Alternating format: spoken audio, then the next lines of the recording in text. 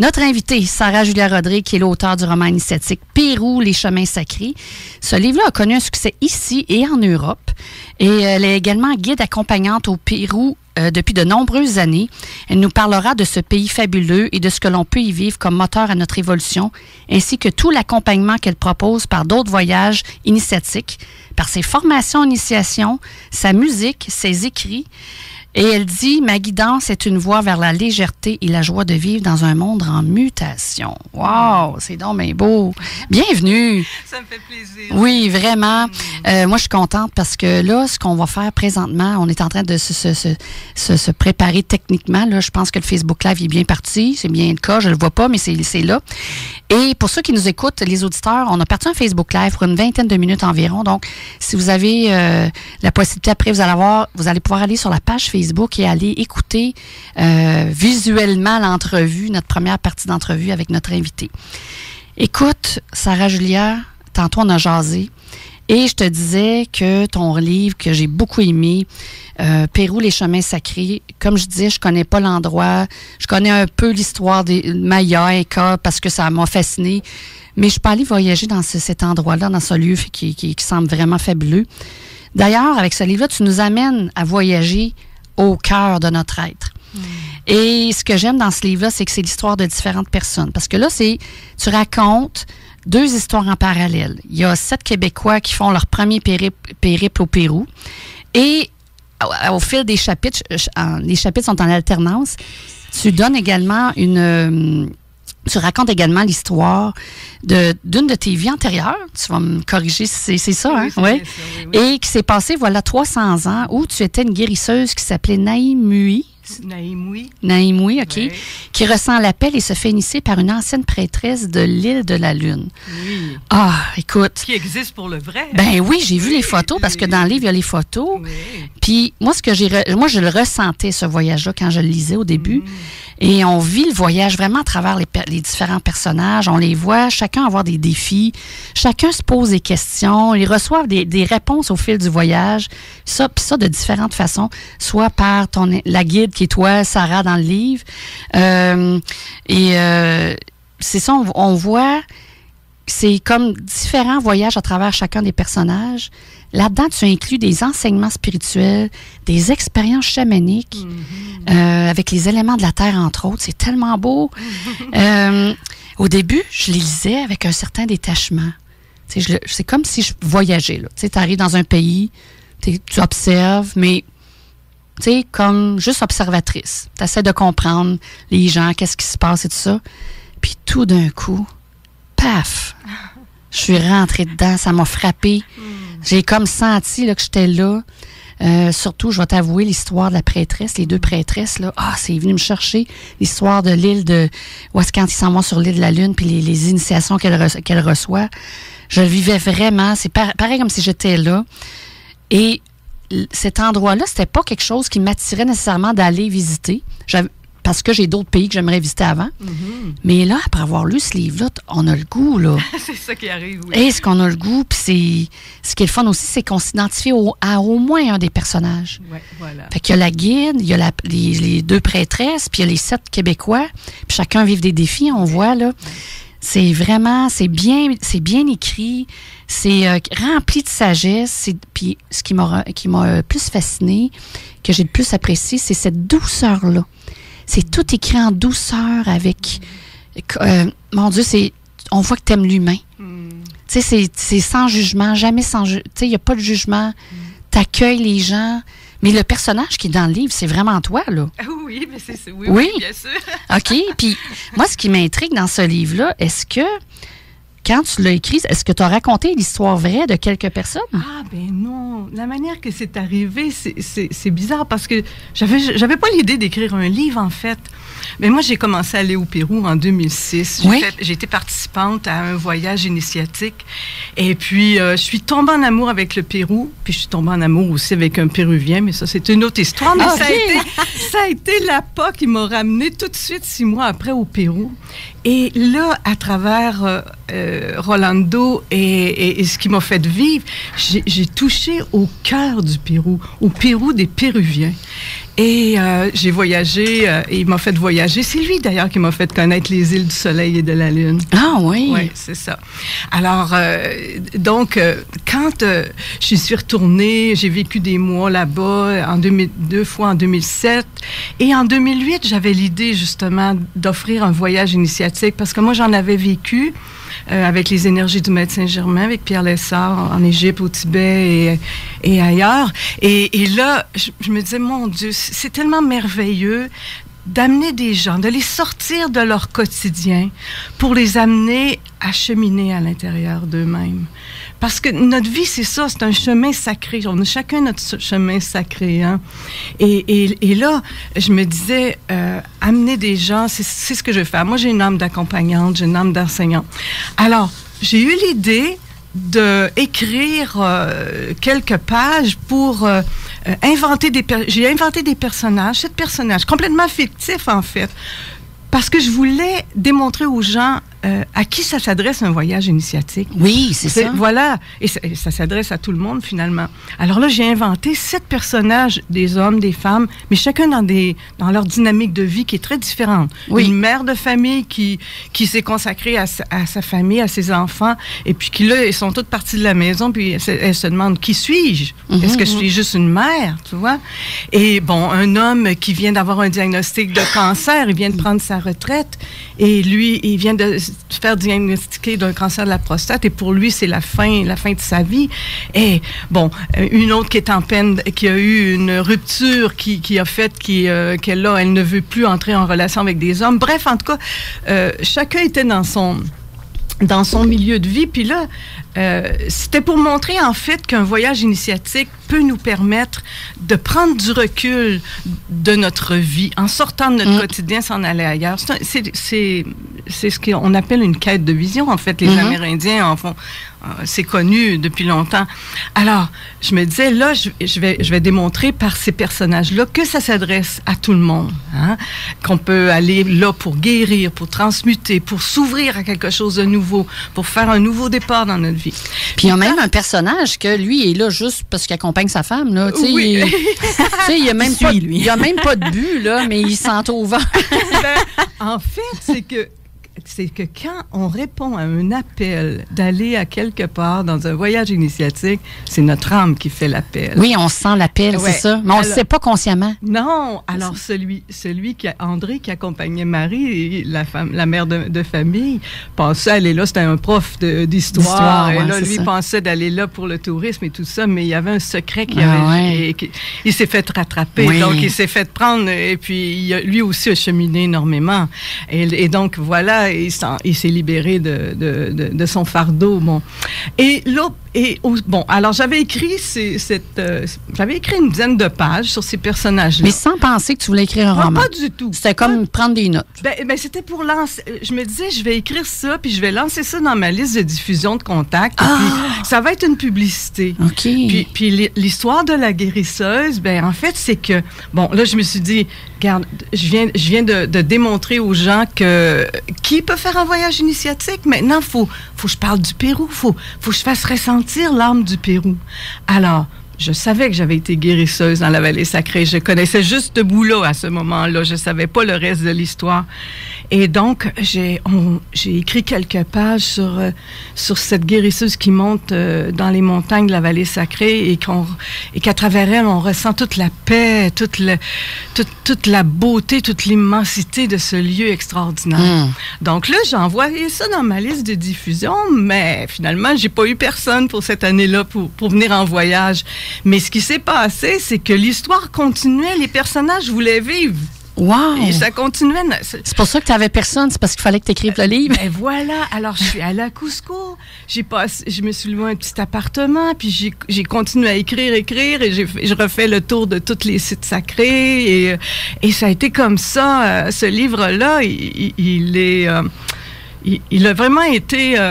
je sais pas, il est né d'un élan que je ne connaissais même pas, finalement. Je pensais jamais d'écrire un livre. C'est une belle surprise. Oui. Puis moi, l'histoire de la guérisseuse, justement, c'est venu quand, ça? Bon, alors...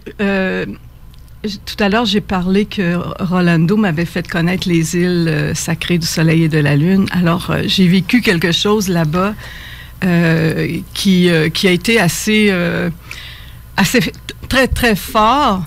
Puis que je crois que tout l'ensemencement de cette vie-là a été reçu lors de ce voyage-là. C'est que quand on est allé à ces îles-là, bon, il faut prendre le bateau, il faut s'en aller à l'île du Soleil, et on est à 4000 mètres d'altitude, là, le lac Titicaca, OK? Mm-hmm. Alors, il y a un village sur le dessus de l'île du Soleil, et on avait loué une chambre là, et puis il y a eu une immense tempête. Ils s'en sont rappelés des années après, c'est comme la tempête du siècle, de la neige, des vents et tout ça. Et puis, moi, j'avais déjà réservé la veille j'avais déjà réservé un bateau pour nous amener à l'île de la Lune. Je savais pas qu'est-ce qu'il y avait là, mais Rolando m'avait parlé qu'il y avait un temple de prêtresses. Et donc, il fallait le lendemain aller rejoindre notre batelier pour aller à l'île de la Lune. Mais là, on se demandait est-ce qu'il va venir, parce qu'il y avait des vagues incroyables sur le lac, c'était incroyable. Et là, l'homme était là, finalement. Il voulait nous amener. Ça a été toute une traversée, je vous jure. Ça a brassé, c'était incroyable. Et quand on est arrivé là, petit quai à moitié tout délabré, et là, le monsieur qui nous dit, je vous donne 1 heure, pas plus, au temple, parce qu'il faut retourner, et après, on va être en sens contraire des vagues. Et là, je voyais déjà arriver des femmes avec des enfants qui voulaient vendre des choses parce qu'il n'y avait pas, à cette époque-là, presque pas de personnes qui allaient sur l'île de la Lune. Il n'y en a pas d'ailleurs beaucoup maintenant. Et donc, j'ai dit à Rolando, regarde, dis-leur que je vais leur acheter des choses quand je repartirai, mais là, je monte au temple et je ne veux pas être dérangée. Et là, je suis montée... dans cet espace, là, on le voit dans mon livre, cet espace-là, et je me suis allongée devant les murs qui sont en ruine, et je me suis allongée là et j'ai demandé de recevoir tout ce que j'avais à recevoir. Et sur le coup, j'ai pas eu des grandes visions, mais je crois que c'est à ce moment-là, parce qu'après on est revenu, tout ça, puis c'est quand j'ai commencé à écrire que là, à mesure que j'écrivais, les choses se dévoilaient. Mm. Les choses se dévoilaient. Mais je tiens à dire aussi que quand on est une vie passée comme ça apparaît pas comme on écouterait un film là. C'est des brides qui nous viennent et c'est mélangé aussi avec... En fait, moi, j'ai puisé mon inspiration aussi dans mon parcours de maintenant, dans, par exemple, les initiations. J'ai reçu beaucoup d'initiations dans cette vie-ci au niveau des éléments. Et c'est mélangé un peu tout ça. Hein? Mais, alors voilà, comment le livre est né de ces... C'est fascinant. Fait que là, le livre a été écrit en combien de temps? Mon doux, j'ai commencé en 2008 et il a paru en 2017. Ah oui? Oui. Je l'ai présenté 3 fois à des éditeurs. La première en 2009 et là, j'ai été refusée complètement partout à une douzaine d'éditeurs. Et puis, mais par chance, il y en a un qui m'a dit... C'est intéressant ton histoire, mais regarde la profondeur de tes personnages. Parfait, on me donnait une idée, oui, c'est ça. Et là, oui, elle m'a dit, c'était une dame, elle m'a dit, il faut que tes personnages soient vivants comme s'ils étaient des vraies personnes. Alors, j'ai repris toute l'histoire et j'ai vu j'ai travaillé la transformation, la psychologie des personnages, parce que c'est pas évident non plus de les faire cheminer à travers tous les enseignements. Il faut avoir de la psychologie. Eh bien, oui, c'est ça. Puis surtout, les hommes. Je suis pas dans la peau d'un homme. Alors, j'ai revu ça comme ça. La deuxième fois, je l'ai représenté en 2013, je crois, à 5 éditeurs. Et là encore, j'ai été refusée. Mais parfait. Parce que, tu sais, 100 fois sur le métier, remettez votre ouvrage. Et donc, j'ai peaufiné. Un éditeur m'avait dit, il y a peut-être des longueurs dans ton livre, mais c'est vraiment une belle histoire, des belles histoires. Bon, on t'encourage. Et la dernière fois, je l'ai présenté à un seul endroit où je voulais être publié. Et puis, en 2016, bon, alors le Dauphin blanc m'a accepté. C'est pour dire, des fois, c'est pas parce qu'on refuse notre travail que c'est fini à jamais, là. Voilà, c'est pour ça que je tenais aussi à raconter ça, parce que tu vois la persévérance. Oui, c'est ça, j'allais dire, belle persévérance. Oui, mais en même temps, ça m'a permis de vraiment à mettre de la profondeur dans tout ça. Et oui, et c'est ce qui fait, je pense, que ça touche tant les gens, parce que, comme tu disais au début, ça t'a touché, parce qu'on se reconnaît, les gens se reconnaissent dans un personnage ou l'autre, ou une partie de ce qui est vécu ou l'autre. Et puis, bien, vu qu'ils vivent, ce sont des personnages que j'amène sur des lieux sacrés au Pérou et qui ont des vibrations différentes, chaque lieu. Et j'offre des enseignements en lien aussi avec les vibrations de ces lieux-là. Et en même temps, c'est tout un processus qui se crée. Donc, à travers les histoires de transformation, on voit les gens... reçoivent finalement des éclairages sur ce qu'ils vivent. Alors, tu proposes des voyages initiatiques, puis ton livre s'appelle « Les chemins sacrés ». C'est de quoi, dans le fond, qu'est-ce que ça veut dire, ça? Bon, alors, parce qu'il y en a, ils vont dire, voyage initiatique, voyage, c'est quoi la différence? OK, bien, regarde, je vais lire ce que j'avais écrit au tout début du livre. Les chemins sacrés sont multiples. Ils sillonnent le corps de la terre-mère et sont connus des pèlerins du monde. Mais il en est un d'unique, de précieux, de sacré. C'est celui qu'entreprend chaque être humain qui choisit de retrouver sa source. Alors, les chemins sacrés, c'est notre vie. Notre vie est notre chemin sacré. Parce que moi, j'ai la conviction profonde qu'on est des êtres de lumière en expérimentation, en voyage sur la Terre, sur cette planète d'eau, et que... on vient ici pour grandir en conscience, pour ouvrir notre cœur. Donc, tout est dans la perception de ce qu'est la vie, notre vie à vivre. Alors, on peut faire de notre vie notre chemin sacré.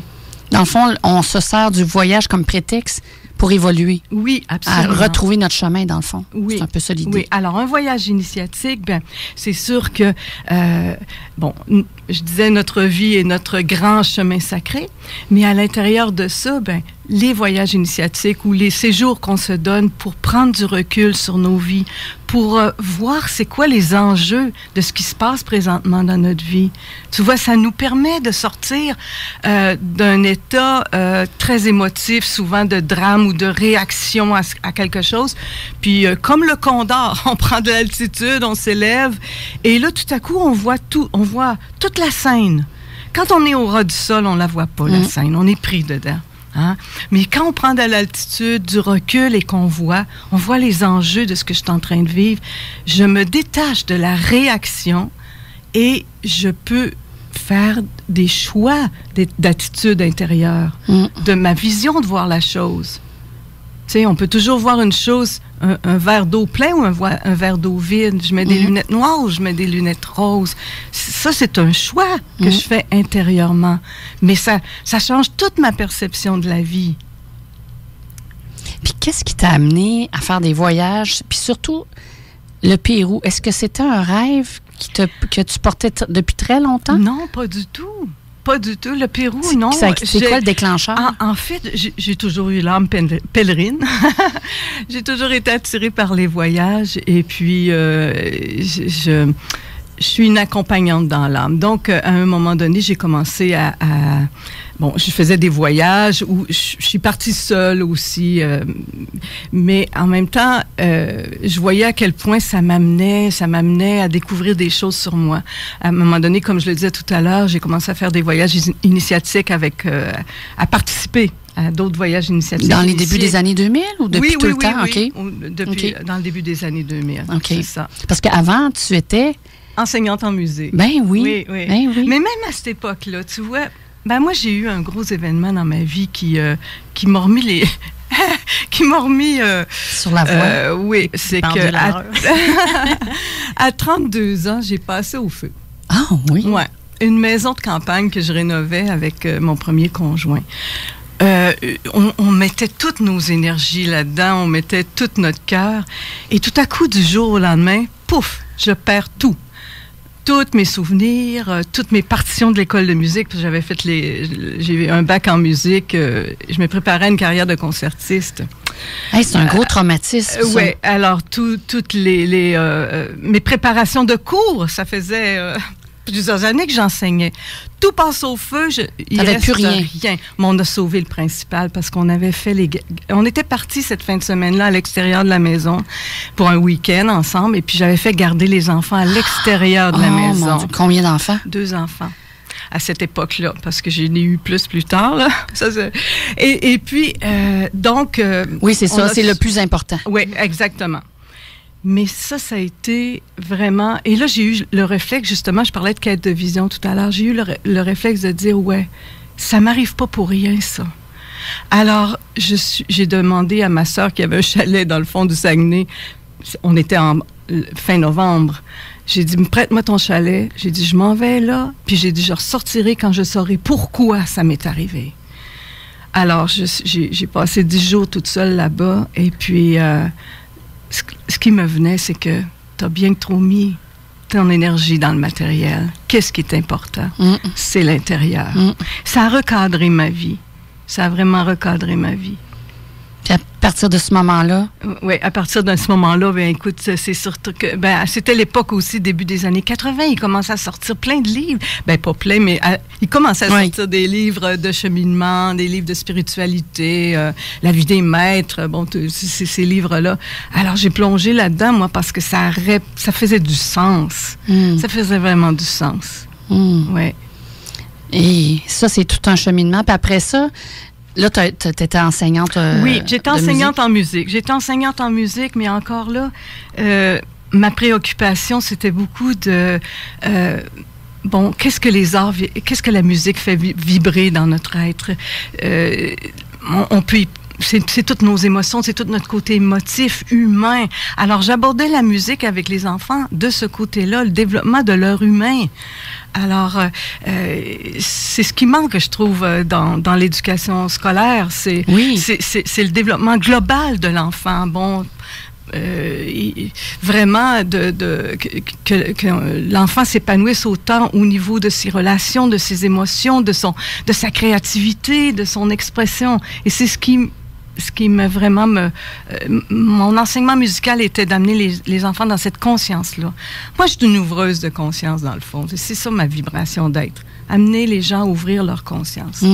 Mais je pense que même en ce moment, dans notre société en général, on parle de l'école des enfants, mais je veux dire, dans notre société en général, on est en train d'oublier l'humain. Puis je pense que justement, de ce que j'entends de ton livre, moi je l'ai pas lu, mais moi je suis allée au Pérou, puis c'est aussi ça que j'ai ressenti, dans un voyage initiatique ou peu importe, un voyage que tu pars pour changer, justement, sortir de ta zone de confort, aller voir. Puis, honnêtement, l'Amérique du Sud, c'est un dépaysement comparé à l'Amérique du Nord, là. Tu sais, on est ici, on est dans l'abondance, on est dans tellement, puis on s'en rend même pas compte. Puis quand on arrive là-bas, puis qu'on voit le niveau de pauvreté, que, tu sais, que moi, quand j'étais partie, c'était avec mon pack-sac avec une amie, puis que, tu sais, nos principales préoccupations, c'était où est-ce qu'on va dormir, puis qu'est-ce qu'on va manger, tu sais, comment...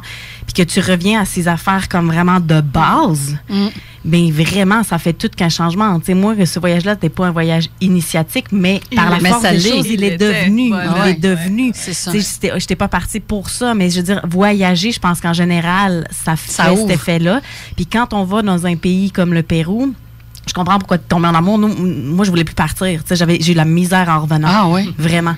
Puis, parce que les gens sont chaleureux. Puis, il y a une espèce d'ambiance dans ces pays d'Amérique du Sud qui sont quand même des pays très anciens, qui ont une culture, qui ont un côté mystique, qui ont un côté vraiment très sacré, justement. Tu sais, quand tu vois, justement, des temples qui ont été bâtis à des tops de montagnes, hein? Tu dis comment ils ont amené tout ça là, comment ils ont fait ça.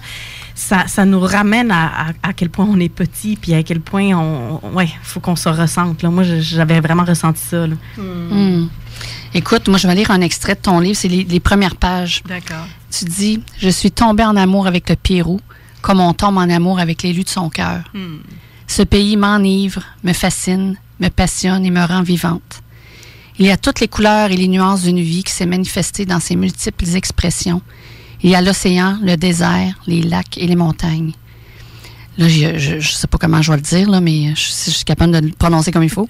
Il y a eu les Aymara, les Nazca, oui, les Nazca, les Incas et bien d'autres. Le Pérou est généreux, intense et vibrant de ses sites sacrés, de ses puissants champs magnétiques et de ses vortex uniques au monde. Il m'a conquise et transformée. Oui, tout à fait. C'est tellement bien décrit, là. Beau. C'est beau, c'est magique, c'est... Ça donne un frisson. Oui, hein?